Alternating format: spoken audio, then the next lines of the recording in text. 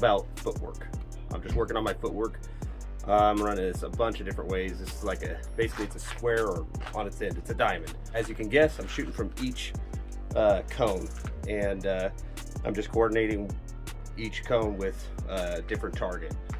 So on this run, I'm gonna start in the back. I'm gonna move to my right, take the steel target, move to the front and walk through and take the 2 paper targets.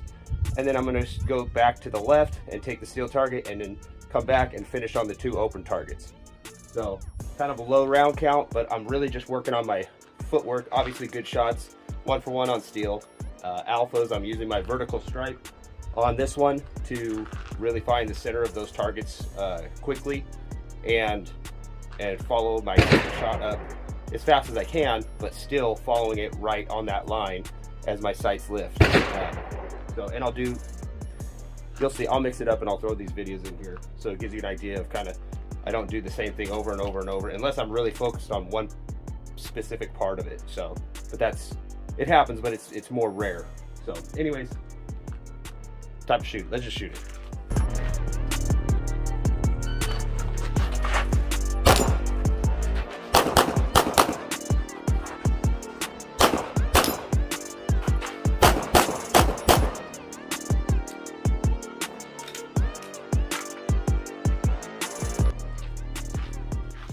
So it's difficult to hit that target on the outside. Well, it's difficult to hit that mini target anywhere, really.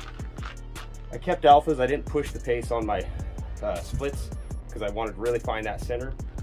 I got all alphas and they're pretty close to that line. And that was a 983 with an extra shot on that left, shooting the steel from the left side.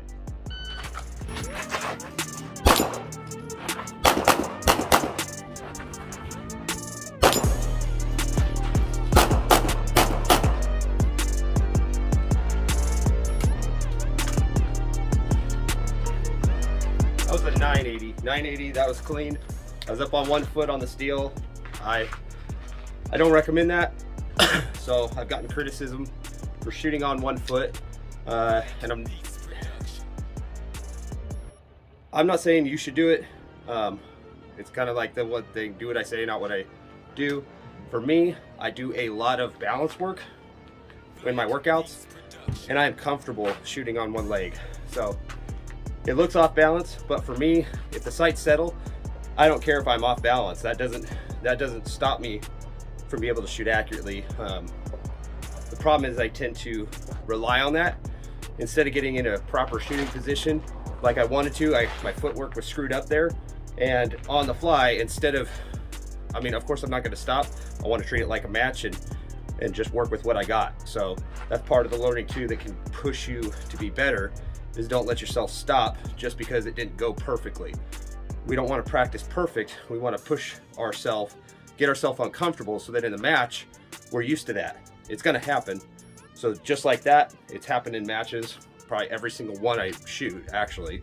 But I'm very comfortable shooting on 1 foot because I practice at home. I dry fire shooting on 1 foot, and I practice in practice. Now, it's not something I do to be good at it.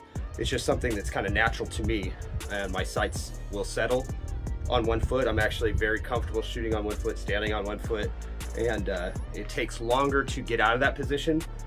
So it's not what I'm intending to do, but it's just something to note that is possible. It's not this big deal that everybody makes it, I don't think. I mean, if you can shoot it, if you're like the great Rob Leatham, I learned by watching his videos, if the sights are on the target, who cares? If you can pull the trigger without moving your sights and you hit the target, who cares if you're in this perfect shooting position or not? Because you can hit the target, right? So that's kind of my thing. It's slower to get out of there. It's not what I wanted, not necessarily what I intended, but definitely if it's doable, who cares, right? I still got the job done, and that's ultimately what matters. But you don't want to train yourself to be in maybe a compromised position, but definitely don't shy away from shooting in a compromised position, if you know what I'm saying. Anyways, let's just get back to practice, all right?